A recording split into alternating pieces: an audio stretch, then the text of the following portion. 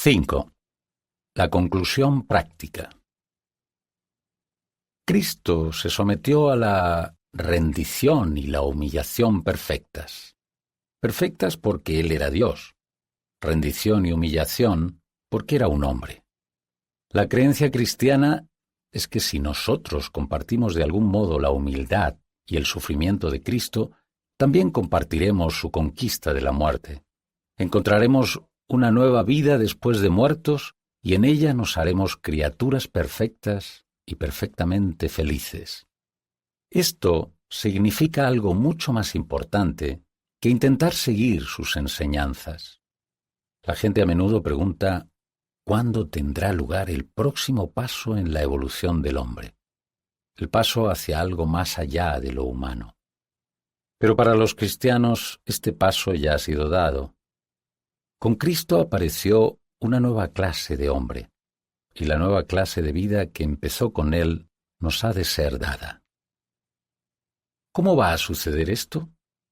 Recordad de qué manera adquirimos la vida común y corriente. La derivamos de otros, de nuestro padre y nuestra madre y de todos nuestros ancestros, sin consentimiento nuestro, y a través de un proceso muy curioso que implica placer, dolor y peligro. Un proceso que jamás podríais haber adivinado. La mayoría de nosotros pasamos muchos años de nuestra infancia intentando adivinarlo, y algunos niños, cuando se enteran de ello por primera vez, no se lo creen. Y yo diría que no se lo reprocho, ya que es verdaderamente peculiar. Pues bien, el Dios que dispuso ese proceso es también el Dios que dispone cómo la nueva clase de vida, la vida de Cristo, va a difundirse. Debemos estar preparados para que esto también nos resulte extraño. Él no nos consultó cuando inventó el sexo. Tampoco nos ha consultado cuando inventó esto. Hay tres cosas que difunden la vida de Cristo en nosotros: el bautismo, la creencia y ese acto misterioso que diferentes cristianos llaman con nombres diferentes: la Santa Comunión, la Misa, la Cena del Señor. Al menos, esos son los tres métodos más comunes. No estoy diciendo que no pueda haber casos especiales en los que la vida de Cristo sea difundida sin una o más de estas cosas. No tengo tiempo de referirme a los casos especiales y no sé lo bastante como para hacerlo. Si intentas decirle a un hombre en pocos minutos cómo llegar hasta Edimburgo, le hablarás de los trenes. Es verdad que puede llegar allí en barco o en avión, pero es poco probable que le hables de ello. Y no estoy diciendo nada acerca de cuál de estas tres cosas es la más esencial. A mi amigo metodista le gustaría que hablase más de la creencia y menos, en proporción, de las otras dos. Pero no voy a adentrarme en estos. Cualquiera que pretenda enseñar el cristianismo os dirá, de hecho, que utilicéis las tres. Y por el momento, eso es suficiente para nuestros propósitos. Yo mismo no puedo entender por qué estas cosas serían los conductores de la nueva clase de vida. Pero claro, si uno no conociera el proceso, tampoco habría comprendido la conexión entre un placer físico en particular y la aparición de un nuevo ser humano en el mundo. Tenemos que tomar la realidad como se nos presenta. No sirve de nada hablar de cómo debería ser o cómo hubiéramos esperado que fuese. Pero aunque no comprenda por qué debe ser así, puedo deciros por qué creo que es así. He explicado por qué tengo que creer que Jesús era y es Dios. Y parece tan claro como un hecho histórico que Él enseñó a sus seguidores que la nueva vida se comunicaba de este modo. En otras palabras, yo lo creo por su autoridad. No dejéis que la palabra autoridad os asuste. Creer cosas por su autoridad solo significa que las creemos porque nos las ha dicho alguien a quien tenemos por digno de confianza. El 99% de las cosas que creemos, las creemos por autoridad. Yo creo que hay una ciudad llamada Nueva York. No la he visto con mis propios ojos. No podría probar por un razonamiento abstracto que tal ciudad debe de existir. Pero creo que existe porque personas en las que se puede confiar me han dicho que existe. El hombre común cree en el sistema solar, en los átomos, en la evolución y en la circulación de la sangre, porque la autoridad de los científicos le dice que estas cosas existen. Todas las afirmaciones históricas del mundo son creídas por su autoridad. Ninguno de nosotros ha vivido la conquista de los normandos o la derrota de la Armada Española. Ninguno de nosotros podría demostrarlas por pura lógica, como se demuestra una ecuación en matemáticas.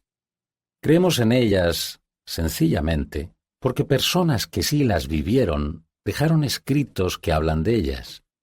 De hecho, las creemos por su autoridad.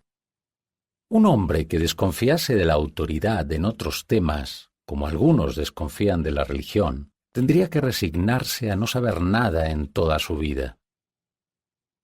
No creáis que estoy proponiendo el bautismo y la creencia y la comunión como las cosas que bastarán a cambio de vuestros propios intentos de imitar a Cristo. Vuestra vida natural la recibís de vuestros padres. Eso no significa que seguirá allí si no hacéis nada por cuidar de ella.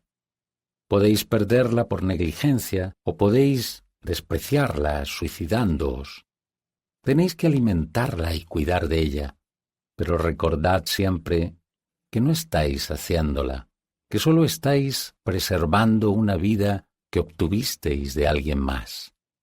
Del mismo modo, un cristiano puede perder la vida de Cristo que le ha sido infundida y tiene que esforzarse por conservarla. Pero ni siquiera el mejor cristiano que haya vivido nunca actúa por voluntad propia. Solo está nutriendo o protegiendo una vida que jamás habría adquirido gracias a sus propios esfuerzos.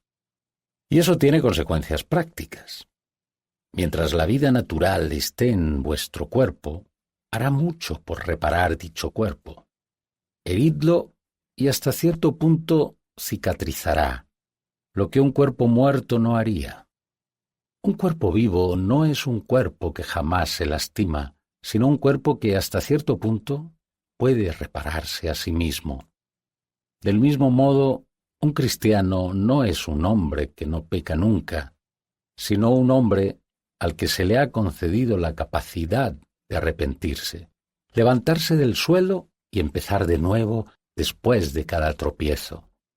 Porque la vida de Cristo está en su interior, preparándolo en todo momento, permitiéndole que repita, hasta cierto punto, la clase de muerte voluntaria que Cristo mismo llevó a cabo.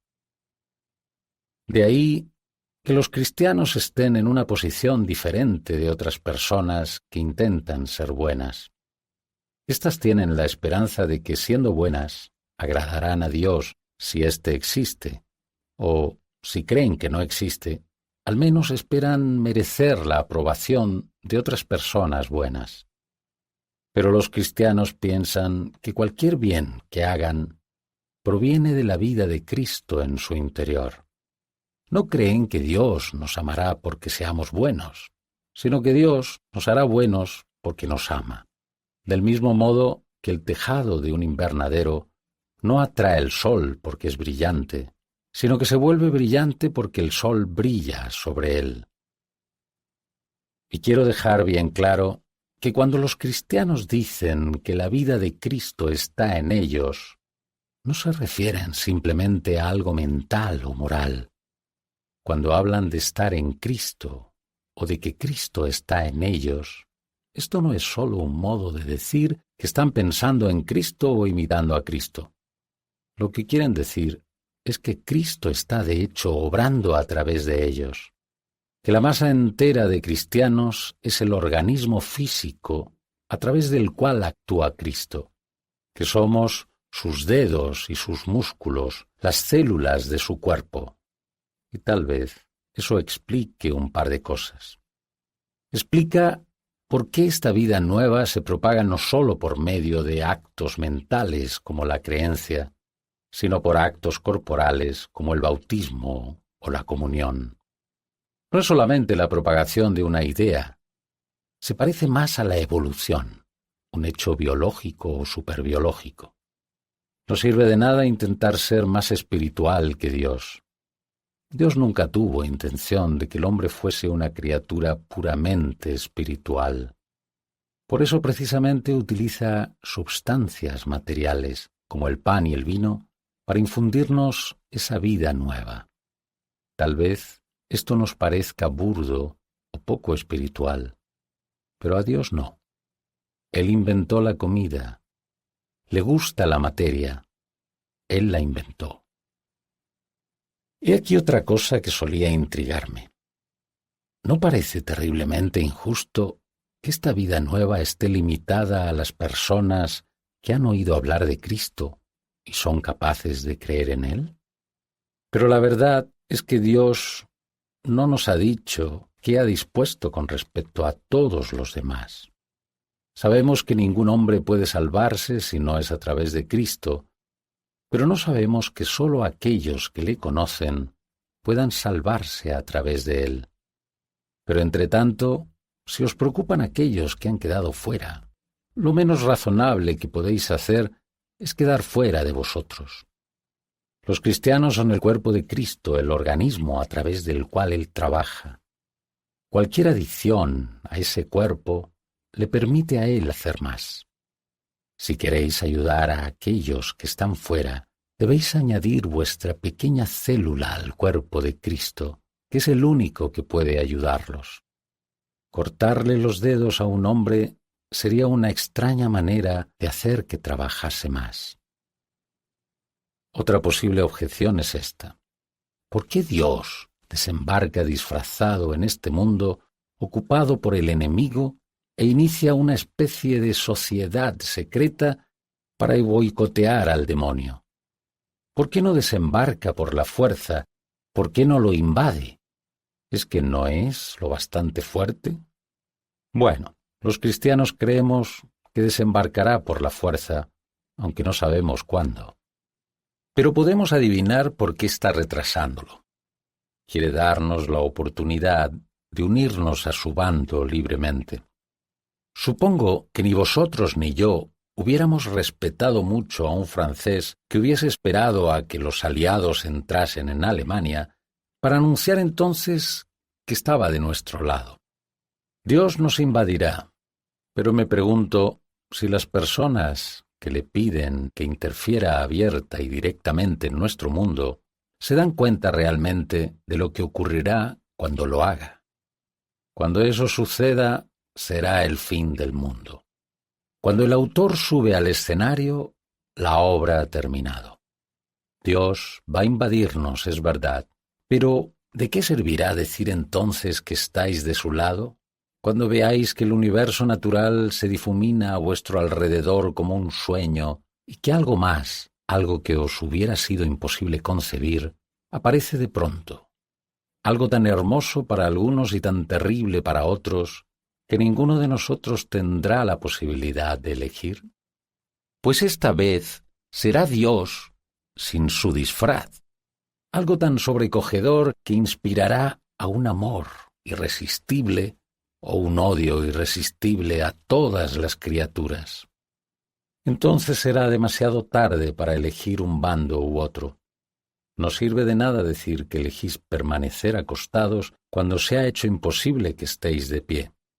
No será ese el momento de elegir, será el momento en que descubramos qué bando habíamos elegido realmente, nos hayamos dado cuenta antes o no. Hoy, ahora, en este momento tenemos la posibilidad de elegir el bando adecuado. Dios está esperando para darnos esa posibilidad, pero su espera no durará para siempre. Debemos aceptarlo o rechazarlo.